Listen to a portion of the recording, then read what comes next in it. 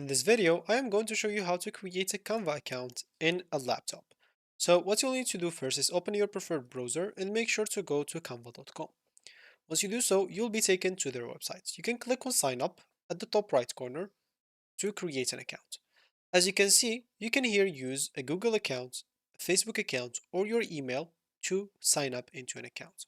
Or you can go and click on use another way, and here they will add you an Apple, Facebook, Microsoft, Cleaver, and continue also with the work email or mobile. For me as an example, I'm just going here to click on connect with Google, and of course I can connect with a Google account if I'm already connected. The same will be for Facebook, same will be for email. As example, I can just go here and enter my email, then click on continue, and then I'll have to enter a code that's sent to my email. And this will let me create my account. Of course, once you created your account, you should find yourself logged in into your account and you should find yourself in a dashboard like this.